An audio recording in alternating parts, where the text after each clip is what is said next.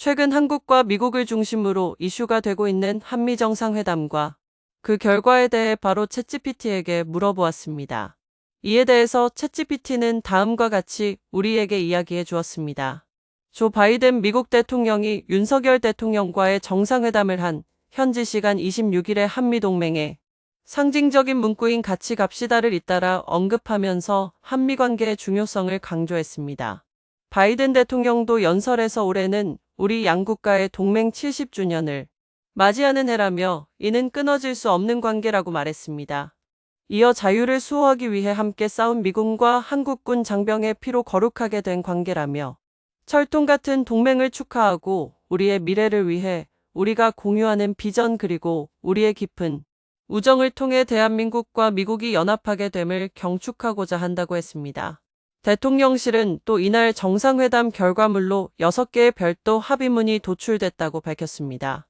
첫째 워싱턴 선언, 둘째 한미 차세대 핵심 신흥기술 대화 출범을 위한 공동성명, 셋째 전략적 사이버 안보 협력 프레임워크, 그리고 넷째 한국전 명예 훈장 수여자의 신원 확인에 관한 정상 공동성명 등 4개는 대통령실과 미 국가안보실 NSC 간 체결됐습니다.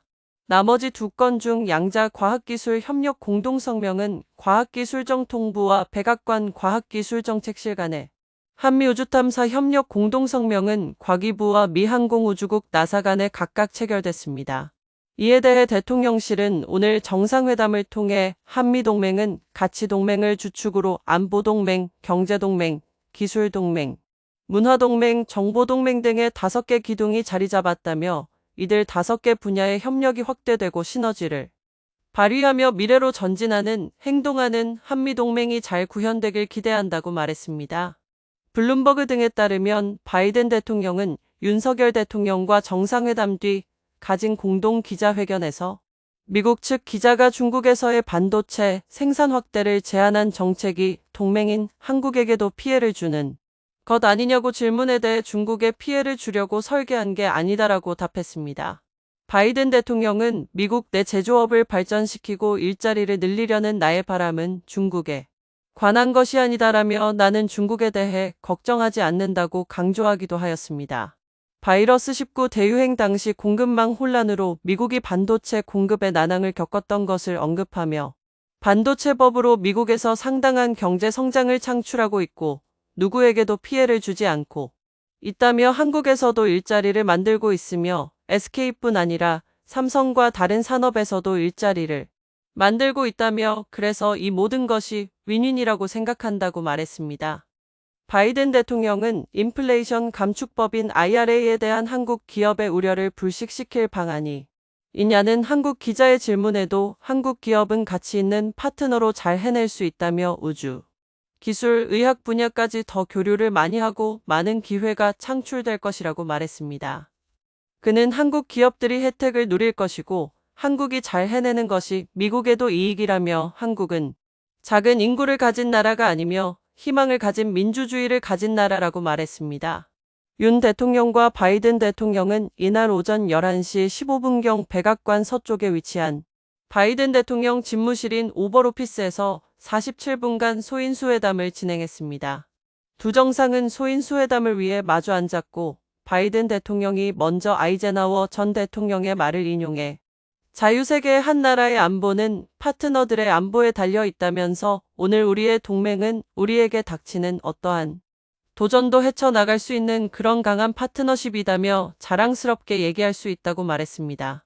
예를 들어 우리 동맹은 인도태평양 지역에서도 볼 수 있다며 그것은 지역 안보와 번영의 핵심 축이 되고 있다며 우리의 동맹은 인도태평양 지역에서만 볼 수 있는 것이 아니며 또 민주주의 가치를 방어하는 데서도 볼 수 있다고 강조했습니다.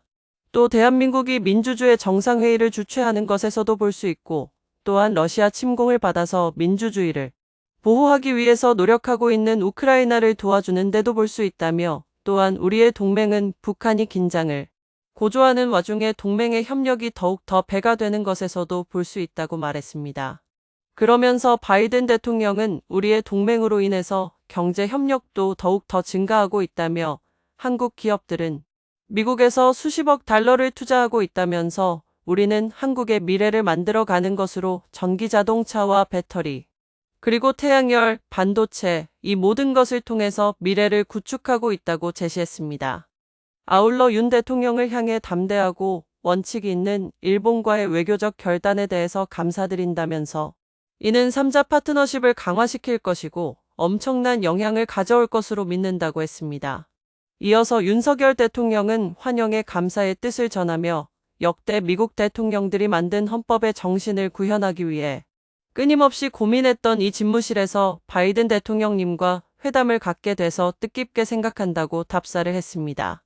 특히 윤 대통령은 한미동맹은 자유민주주의라는 보편적 가치에 기반한 가치 동맹이며 이익에 따라서 만나고 헤어지는 편의적인 계약 관계가 아니다라며 가치에 기반해서 영원히 지속되는 동맹이므로 서로 생각이 다른 어떤 현안에 대해서도 협의를 통해 충분히 문제를 풀어나갈 수 있는 회복력이 강한 동맹이라고 거듭 강조했습니다.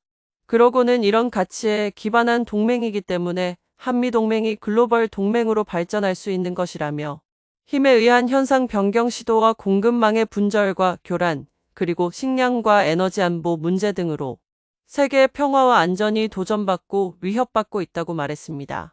한편 한미 정상은 소인수 정상회담을 진행한 뒤 개빈인룸으로 자리를 옮겨 30분간 확대 회담을 이어갔습니다. 그리고 로즈가든에서 공동기자회견을 갖고 워싱턴 선언과 한미동맹 70주년 기념 한미정상 공동성명을 발표했습니다. 윤석열 대통령과 조 바이든 미국 대통령이 26일 한미정상회담을 갖고 북한의 핵공격 시 양국 정상이 즉각적으로 협의해 미국 핵무기 등 모든 전력으로 신속하고 압도적이며 결정적인 대응에 나서기로 했습니다. 북핵미사일 위협 등 유사시 미국의 확장 억제인 핵우산 제공 과정에서 한국의 참여 확대가 보장되는 핵협의그룹인 NCG를 창설하기로 했습니다. 핵협의그룹은 북한의 핵무기 사용 시나리오별 미국의 대응 정보를 공유하고 이 대응 과정에서 한국의 제도적 참여를 보장하는 상설 협의체를 구성하겠다는 것으로 전술핵무기 배치 여부를 제외하면 핵과 전략무기 사용 과정을 동맹국과 공유하는 메커니즘인 북대서양조약기구인 나토의 핵기획그룹 NPG와 유사한 형태입니다.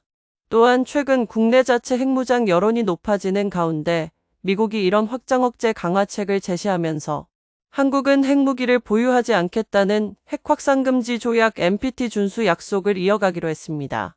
윤 대통령은 모두 발언에서 한미 양국은 북한의 핵공격 시 즉각적인 정상 간 협의를 갖기로 했으며 이를 통해 미국의 핵무기를 포함하여 동맹의 모든 전력을 사용한 신속하고 압도적이며 결정적인 대응을 취하기로 약속했다며 한미 양국은 북한의 위협에 대응해 핵과 전략무기 운영 계획에 대한 정보를 공유하고 한국의 첨단 재래식 전력과 미국의 핵전력을 결합한 공동작전을 함께 기획하고 실행하기 위한 방안을 정기적으로 협의할 것이라고 말했습니다.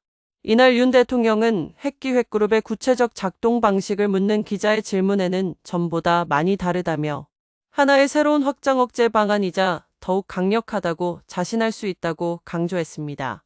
미국은 다만 전술핵무기를 포함해 미국의 어떤 핵무기도 한반도에 재배치할 계획은 없다고 선을 그었습니다. 이 당국자는 핵무기 사용에 관한 결정은 전적으로 미국 대통령의 권한이라고 말하며 미국의 확장 억제 강화에 따라 미국 전술핵무기를 재배치하거나 한국이 자체 핵 개발을 추진하지 않겠다는 약속을 재확인한 결과였습니다. 또한 최근 가장 이슈가 되고 있던 중국이 민감한 영토 주권 문제로 간주하는 대만 해협과 관련해서는 평화와 안정 유지의 중요성 재확인이라는 원론적인 수준의 표현으로 마무리하였습니다. 하지만 바로 다음에 등장하는 일방적 현상 변경 시도에 강력히 반대한다는 내용은 이번 정상회담을 통해 새로 등장하는 내용입니다. 물론 대만 해협을 지목하지 않고 그 범위를 인도태평양으로 넓혔지만 최근 1년의 사태를 돌아봤을 때 양 정상이 대만 해협 문제를 포함해 언급한 것이라는 해석이 가능한 부분입니다.